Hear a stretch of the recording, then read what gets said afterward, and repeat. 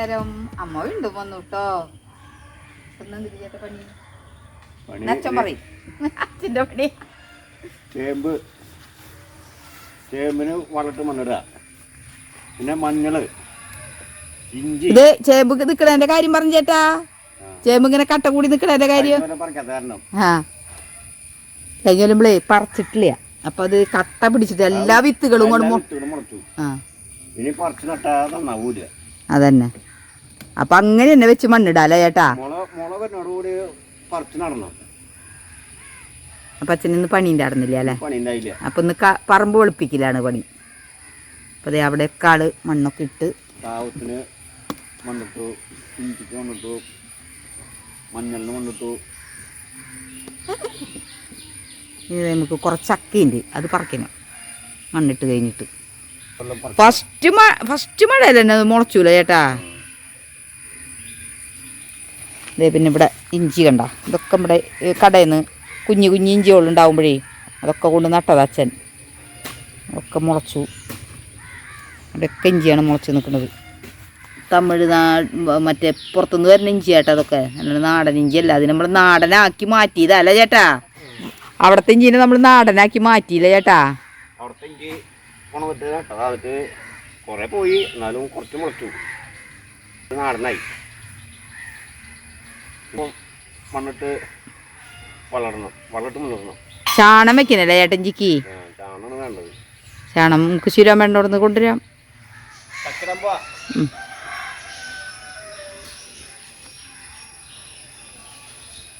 മണ്ണിടലൊക്കെ ഒരു വിധേ ഇതാക്കി നിർത്തിയാള്.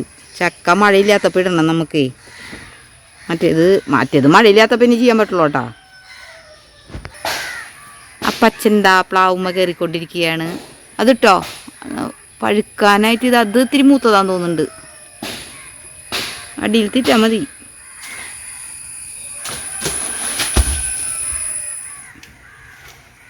വരിക്കച്ചക്കയുടെ ചുള കണക്കെ തൊടുത്തൊടുത്തൊരു കല്യാണി. നല്ല ചക്കയാന്ന് തോന്നുന്നുണ്ടല്ലോ ചേട്ടാ. പഴുത്തു. ഇത് ചീഞ്ഞല്ലോ, ചീഞ്ഞൊരു സൈഡ്. അപ്പച്ചൻ ഓരോ ചക്കയായിട്ട് കൊണ്ടുവരുന്നുണ്ട്.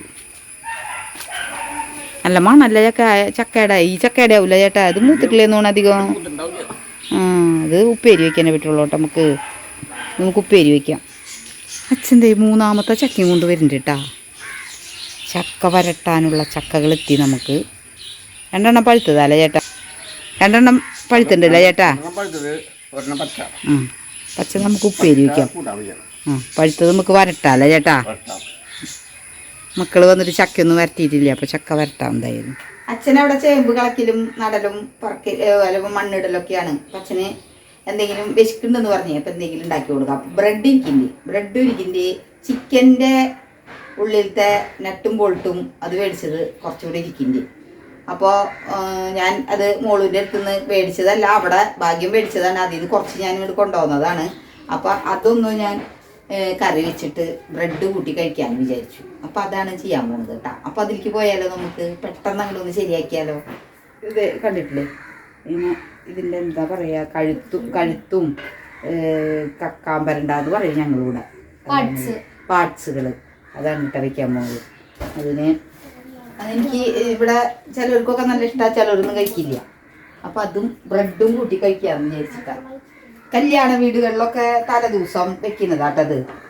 പോത്തിറച്ചിയും കായും എന്ന് പറയണ പോലെ തന്നെ വെക്കുന്ന ഒരു ഇതാണ്. കായിട്ടിട്ട് കോഴിയുടെ പാർട്സ് വയ്ക്കുക. അത് ഇപ്പം നമ്മൾ 200 കിലോ 300 കിലോ കോഴിയൊക്കെ മേടിക്കുമല്ലോ. അപ്പോൾ അതിൻ്റെ ഇഷ്ടം പോലെ ഉണ്ടാവും, ഈ പാർട്സുകളുണ്ടാവും. അപ്പോൾ ഞാൻ ഉള്ളി ഇട്ടു, പിന്നെ സവാള ഇട്ടിട്ടുണ്ട് കേട്ടോ. ഞാനിപ്പോൾ അത് 2 ഇത്തിരി അധികം ഇട്ടിട്ടുണ്ട്. കാരണം നമുക്ക് ഇത്തിരി ഗ്രേവി പോലെ ഇങ്ങനെ ഇത് വേണേ. അതിൻ്റെ കൂടെ നമുക്ക് പച്ചമുളകും വേപ്പിൻ്റെ ഇല, ഇഞ്ചി, വെളുത്തുള്ളി അരിഞ്ഞ് വെച്ചതായിട്ട് എല്ലാതും. ഒന്നും ചതച്ചതല്ല, ഒക്കെ അരിഞ്ഞ് വെച്ചിട്ടുള്ളതാണ്. നമ്മുടെ എന്താ ഞാൻ പറഞ്ഞു തന്നെ ഒരു 50 കിലോനൊക്കെ ഇറച്ചി ഉണ്ടാവുമല്ലോ. അപ്പോൾ അതിൻ്റെ പാർട്സുകൾ കുറേ ഉണ്ടാവും. അപ്പോൾ അതിട്ടിട്ട് കായിട്ടിട്ട് ഇങ്ങനെ ഒരു കറി വയ്ക്കും. അത് ചിലർക്കൊക്കെ ഭയങ്കര ഇഷ്ടമായിട്ടാ, ചിലർക്കൊന്നും കഴിക്കാത്തവരും ഉണ്ടാവും. അപ്പോൾ ഇത് നമ്മളുടെ ഇവിടെ കഴിക്കുന്നവരാണ് എല്ലാവരും. അപ്പോൾ വിശക്ക എന്ന് പറഞ്ഞപ്പോൾ ഞാൻ വിചാരിച്ചു എന്നാ ഇത് ഇവിടെ ഇരിക്കുന്നുണ്ടല്ലോ, അപ്പോൾ ഇതുണ്ടാക്കിയിട്ട് നമുക്ക് കുറച്ച് ബ്രെഡ് എന്ത് കഴിക്കാമെന്ന് വിചാരിച്ചു. ബ്രെഡ് നന്നായി ഇങ്ങനെ ആവിന്ന് വെച്ച് ഒന്ന് ചൂട് കയറ്റി എടുത്തിട്ടുണ്ടെങ്കിൽ നല്ല ടേസ്റ്റല്ലേ കഴിക്കാൻ. എനിക്ക് ഭയങ്കര ഇഷ്ടമുള്ളൊരു ഇതാട്ടോ അത്. അപ്പോൾ ഒക്കെ വല്ലപ്പോഴും ഇഷ്ടത്തോടു കൂടി കഴിക്കുന്ന ഭക്ഷണങ്ങളാണ്. വല്ലപ്പോഴും കഴിക്കുന്നത് കൊണ്ടാണ് അത് ഇത്ര ഇഷ്ടവും തോന്നാനുള്ള കാരണം. എപ്പോഴെപ്പോഴും കഴിച്ചാൽ നമുക്കതിൻ്റെ ഏത് സാധനവും എപ്പോഴെപ്പോഴും കഴിച്ചാൽ നമുക്കതിൻ്റെ ഒരു ഇഷ്ടം പോകും. അപ്പോൾ വല്ലപ്പോഴൊക്കെ ഇങ്ങനെ ഒന്ന് കഴിക്കുമ്പോൾ അത് നമുക്ക് നല്ല ഇഷ്ടത്തോടു കൂടി കഴിക്കാൻ പറ്റും. പിന്നെ ഇളക്കിക്കൊണ്ടിരിക്കുകയാണ്. അപ്പോൾ ഇപ്പോഴത്തെ അടുപ്പത്ത് നമുക്ക് അത് ശരിയായി വരുമ്പോഴേക്കും ബ്രെഡ് ഇവിടെ നിന്ന് ബ്രെഡ് നമുക്ക് ഇതിൽ വെച്ചൊന്ന് ചൂടാക്കാം. കാരണേ നമ്മൾ ഫ്രിഡ്ജിലൊന്നും വെക്കാത്ത കാരണേ പെട്ടെന്ന് ബ്രെഡിൻ്റെ ഇത് മാറും. അപ്പോഴേ ഒരു വിധമൊക്കെ മൂത്ത് വന്നിട്ടുണ്ട്. അപ്പോൾ അതിലേക്ക് സാധാരണ നമ്മൾ ചീന പോലെ തന്നെ കേട്ടോ മസാല, മുളകും പൊടി, മഞ്ഞൾപ്പൊടി, കുരുമുളക് സാധാരണ അല്ല നമ്മുടെ കാശ്മീരി ചില്ലി കുറച്ച്, പിന്നെ നമ്മുടെ മല്ലിപ്പൊടി ഒക്കെ കൂടി അങ്ങോട്ട് തട്ടി കൊടുക്കുക.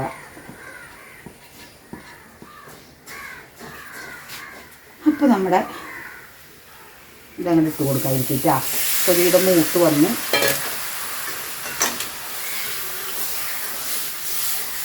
അപ്പോൾ നമ്മുടെ ആവശ്യത്തിന് ഉപ്പിട്ട് കൊടുക്കാം.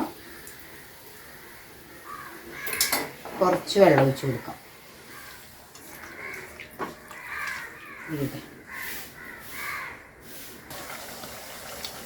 അപ്പോൾ നമ്മുടെ കറി കണ്ട അല്ല ഇത്തിരി ചാറോടെ വേണമെന്ന് വിചാരിച്ചിട്ടാണ് നമ്മൾ ഇങ്ങനെ ചെയ്തേട്ടാ. കുറച്ച് വെള്ളമൊക്കെ ചേർത്തിട്ടാക്കിയത്. അല്ലെങ്കിൽ ഡ്രൈ ആയി ഇങ്ങനെ ഉപ്പേരി പോലെ എടുക്കാനും നല്ലതാണ്.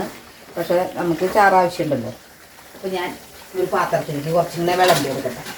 അപ്പോൾ നമ്മുടെ ബ്രെഡൊക്കെ നന്നായിട്ട് പിശുനായിരിക്കുന്നു. ഇങ്ങനെ കല്ല് പോലെ ഇരിക്കുന്നത് കുഞ്ഞാട്ടല്ലേ ഒരു കാരണമാണ് ഇങ്ങനെ ആക്കി ഗ്യാസ് ഓഫാക്കാം.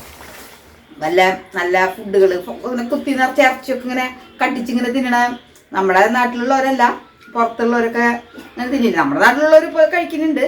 അപ്പം അതൊക്കെ കാണുമ്പോൾ എനിക്ക് നല്ല പോർക്കിറച്ചിയുടെ പോലത്തെ കഷ്ണങ്ങളൊക്കെ ഇങ്ങനെ തിന്നണ കാണുമ്പോൾ എനിക്ക് ഭയങ്കര കൊതി തോന്നും. അപ്പം ഇത് അച്ഛന് കൊടുക്കട്ടെ കേട്ടോ. നല്ല ചൂടാ, വായ പൊള്ളി. അപ്പം അങ്ങനെ നമ്മൾ ബ്രെഡും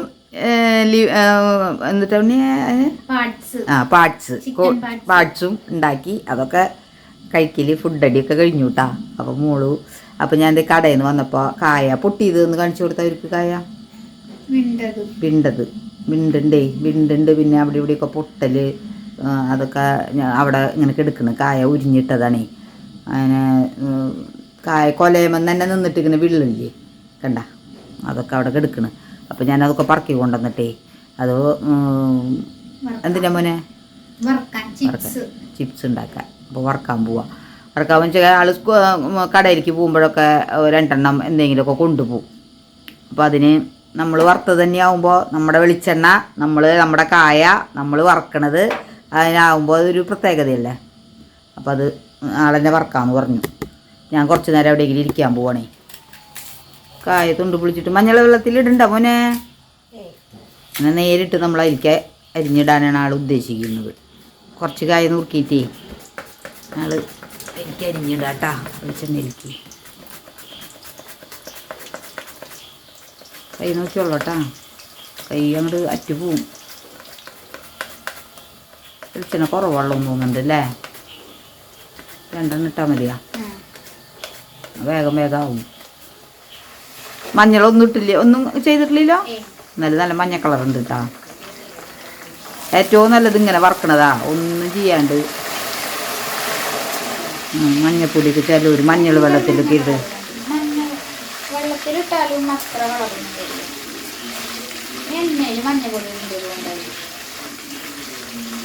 ഭയങ്കര മഞ്ഞല്ല അവരുടെ ജാതി മഞ്ഞൾ കയറിയ മഞ്ഞ.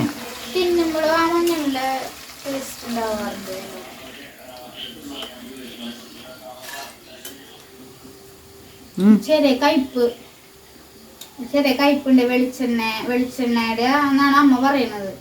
വെളിച്ചെണ്ണ നമ്മൾ കുറച്ച് നാളായി വെച്ചിട്ട് ആട്ടിയിട്ട് ചെറിയൊരു കയ്പുണ്ട്. നിനക്ക് കുറച്ച് പുളി ഇട്ടിട്ട് ഒന്ന് തിളപ്പിച്ച് നോക്കാം. അറിയില്ല എന്താവുമെന്ന് അറിയില്ല. അറിയുന്നോർ പറയുന്നത് നമുക്കൊന്ന് ചെയ്തു നോക്കാം. അങ്ങനെ പറയണത് കുറച്ച് പുളി ഇട്ടിട്ട് തിളപ്പിച്ച് കഴിഞ്ഞാൽ അതിന്റെ സ്മെല്ല് മാറുന്നു. സ്മെല്ലൊന്നുമില്ല, പക്ഷെ ഒരു ചെറിയൊരു കുത്ത്. രണ്ടാമത്തെ ട്രിപ്പ് ആയില്ല തന്നെയല്ലേ വറക്കണ മുന്നേ. മൂന്നാമത്തേലൊന്ന് മാറ്റി നോക്കാം. ഒരു ചെറിയ ഉണ്ട പുളി അല്ലേ? പതുക്കെ പതുക്കേട്ടാ.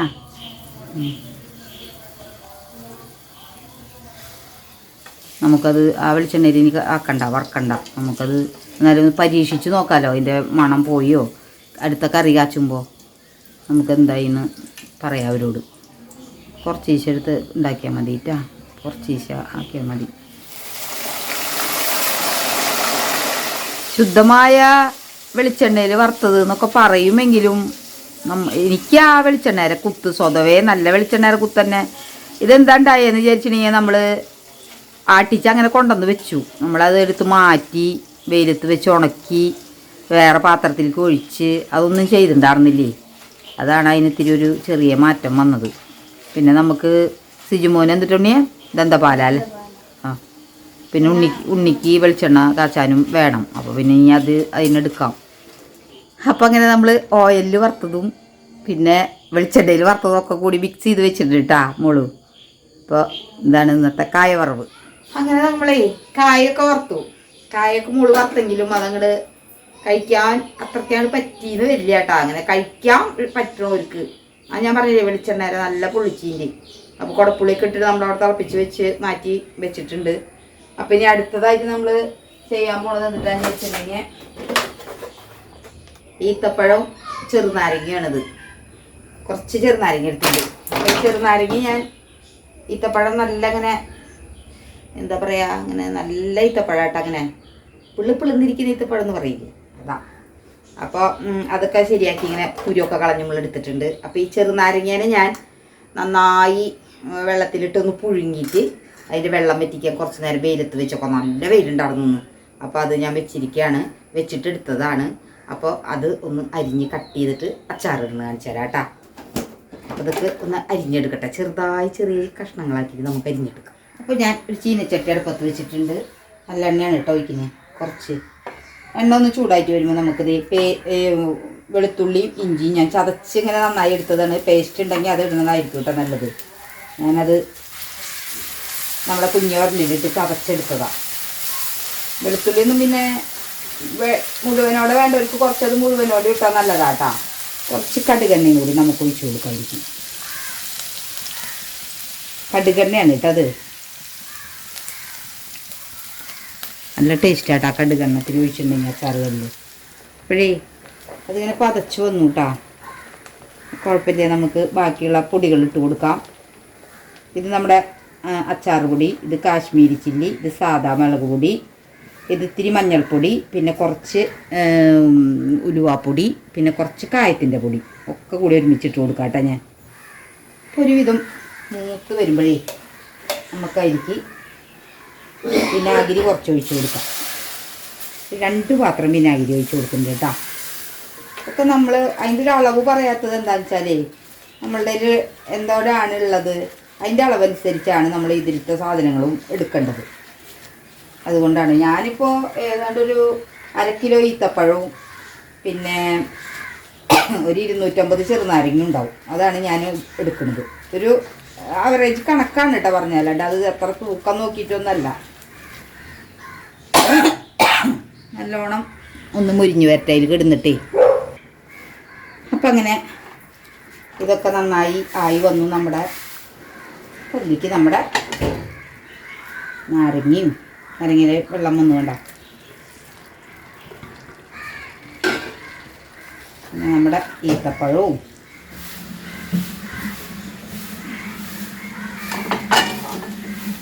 നല്ല കട്ടയുള്ള അച്ചാറായിരിക്കും കേട്ടോ. അത് വെള്ളം ഉപ്പ് നമ്മൾ ചേർത്തിയിട്ടില്ല. നമുക്ക് ഉപ്പുണ്ടോ നോക്കി നോക്കാം കേട്ടോ. പിന്നെ മധുരവും ഒക്കെ കൂടിയാകുമ്പോൾ നല്ല ടേസ്റ്റ് ആയിരിക്കും. അപ്പോൾ അങ്ങനെ നമ്മുടെ അച്ചാർ റെഡി ആയിട്ടാ. നല്ലൊരു കുപ്പിയിൽ, വെള്ളമൊന്നും ഇല്ലാത്തൊരു കുപ്പിയിൽ അങ്ങോട്ട് ഇട്ട് വയ്ക്കാം നമുക്ക്. 2 ദിവസം ഇരിക്കണം.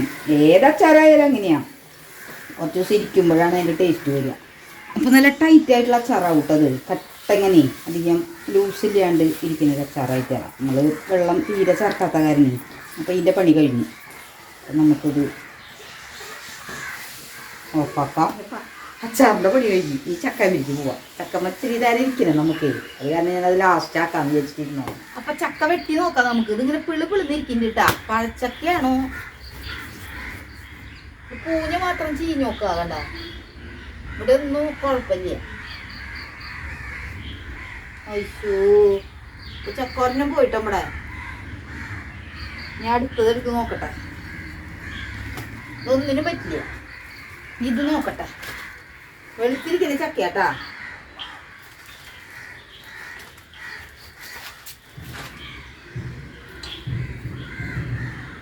വേറെ ഒരു പാത്രം വേണ്ട മുന്നിടാൻ. ചക്ക വരട്ടല് എന്ന് പറഞ്ഞാൽ, ചക്ക വറക്കല് എന്നൊക്കെ പറഞ്ഞാൽ ഇത്തിരി ബുദ്ധിമുട്ടുള്ള പണിയാട്ടാ.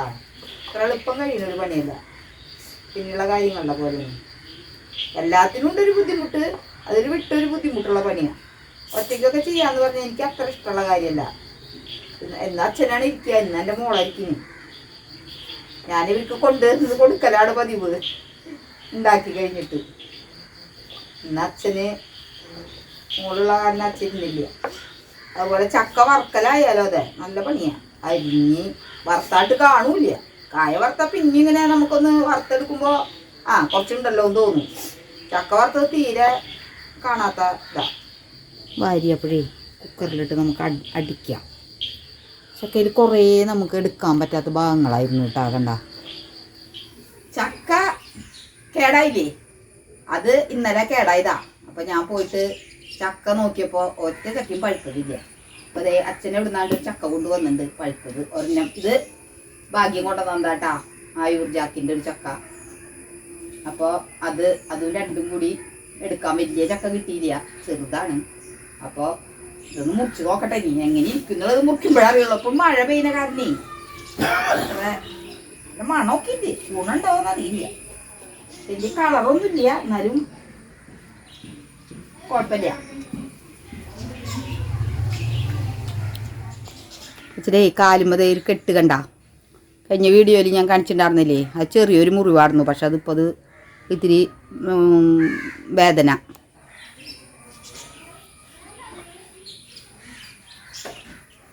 ആയൂർ ജാക്കിന് നല്ല മുളഞ്ഞി കുറവല്ലേ ചേട്ടാ.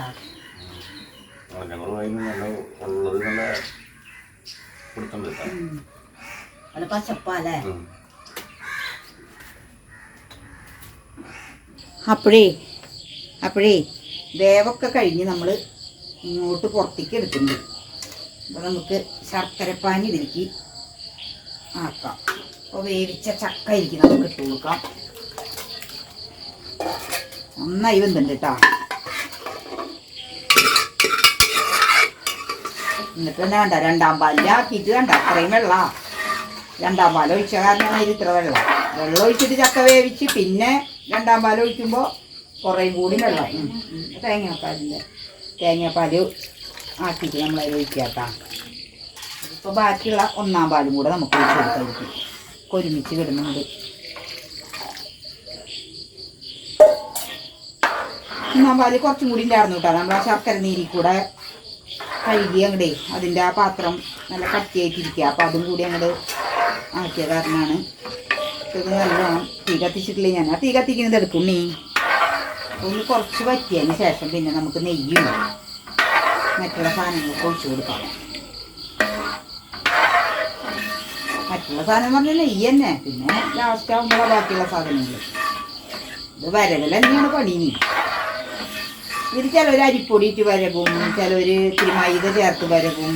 വരകൽ വേഗം കഴിയാൻ വേണ്ടിയിട്ടാണ്. അത് പെട്ടെന്ന് കട്ടയിട്ട് വരിക. നമ്മൾ തന്നെ വരക. ഇനിയായിട്ട് നമ്മുടെ ചക്ക വരട്ടി അയക്കുക. ചക്ക പായസം ആയിട്ടുള്ളപ്പോൾ പകുതി ആയിട്ടാവില്ല ചേട്ടാ. ഈ സമയത്ത് നമുക്ക് ഒരു തുണ്ട് നെയ്യ് ചേർത്ത് കൊടുക്കാം. നെയ്യൊക്കെ നമുക്ക് ആവശ്യം പോലെ ചേർക്കാം കേട്ടോ. പക്ഷെ നമുക്കധികം നെയ്യ് ഇഷ്ടമില്ലാത്ത നമുക്ക് കുറച്ച് ചേർത്താൽ മതിയില്ലേ ചേട്ടാ? നെയ്യിൻ്റെ കുത്തധികം വേണ്ട അല്ലേ മോളോ? നെയ്യ് കുത്തുണ്ടായ ആളോ കണ്ടമാനം ചേർക്കും നെയ്യൊക്കെ മതി. അപ്പോൾ നമുക്ക് ഇളക്കാനൊരു സൗകര്യമാണ്.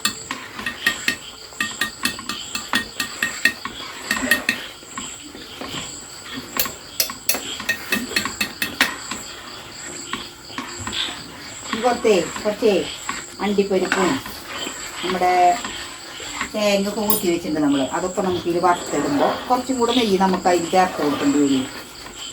അപ്പോഴേ അലുവ അവിടെ വിരകിക്കൊണ്ടിരിക്കുകയാണ്. അപ്പോൾ നമുക്ക് നമ്മുടെ നാളികേരത്തിൻ്റെ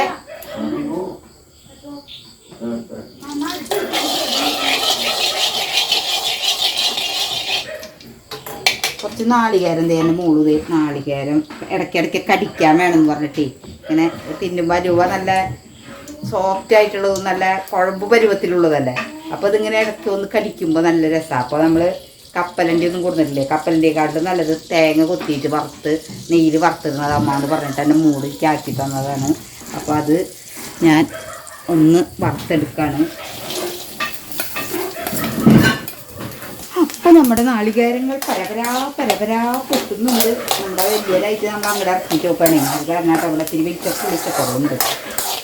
അപ്പോൾ അതിലൊരു വിധമായി വരുമ്പോഴേ വേണ്ട ഇങ്ങനെ തിരി മൂത്ത് വരുമ്പോൾ നമുക്ക് കുറച്ച് അണ്ടിപ്പരിപ്പുണ്ട്. അത് ഇതൊക്കെ നിങ്ങൾക്ക് ആവശ്യം പോലെ എന്ത് വേണമെങ്കിലും ഇട്ട് കൊടുക്കാട്ടെ. അതിൽ കപ്പലണ്ടിയോ പിന്നെ മറ്റേ ബദാമോ പിന്നെ മുന്തിരി ഇഷ്ടമുള്ളവർക്കാണെങ്കിൽ മുന്തിരി ഇടുമ്പോഴേ പുളി രസം വരും കടിക്കുമ്പോൾ. അത് കാരണമാണ് ഞാൻ അതാ ഒഴിവാക്കിയത്. അണ്ടിപ്പരിപ്പും ഇതും കൂടി ആകുമ്പോൾ നല്ലൊരു ടേസ്റ്റാണ്. അപ്പോൾ ഇതും കൂടി വേണ്ടിയിട്ട് ഇളക്കുക നല്ലോണം. അപ്പോൾ അതൊരു മുക്കാൽ ഭാഗമാകുമ്പോഴേ അണ്ടിപ്പരിപ്പും രണ്ടും കൂടി അങ്ങോട്ട് ശരിയായി വരും. ഞങ്ങളെല്ലാവരും കൂടി ഇളക്കുന്നുണ്ട് കേട്ടോ. അതേ എൻ്റെ മോള് ഇളക്കുന്നുണ്ട്, അച്ഛൻ ഇളക്കുന്നുണ്ട്, എല്ലാവരും മാറി മാറി ഇളക്കുന്നുണ്ട്. കാരണം അത് അത്ര സുഖമുള്ളൊരു കേസല്ലല്ലോ ഉണ്ണിയെ ഇളക്ക്.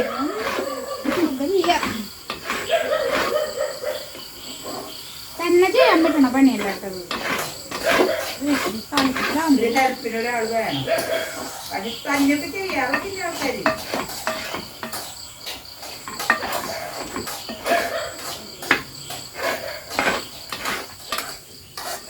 അപ്പോൾ നമ്മളിതേ വറുത്ത് കൊണ്ടുവന്നിട്ടുണ്ട്. അപ്പോൾ അതിങ്ങോട്ട് ഇട്ടിട്ട് കൊടുക്കാം.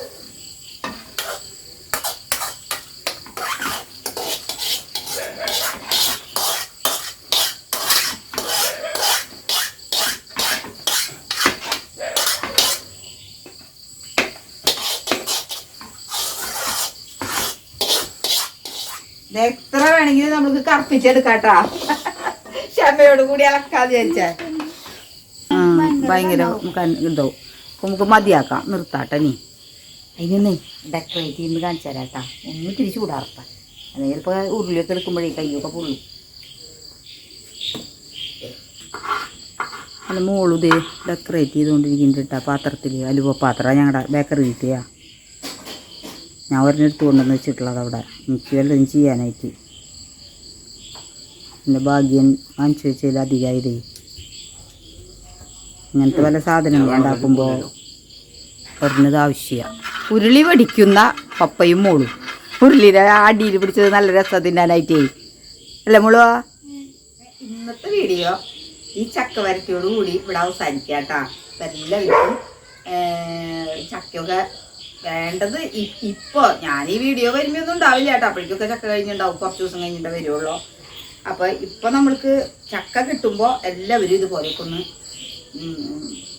കഴിക്കാൻ ഇഷ്ടമുള്ള ആൾക്കാർ നല്ലോണത്തിൽ അധ്വാനിച്ച് ഇതേപോലെ ഒന്ന് കഴിക്കുക.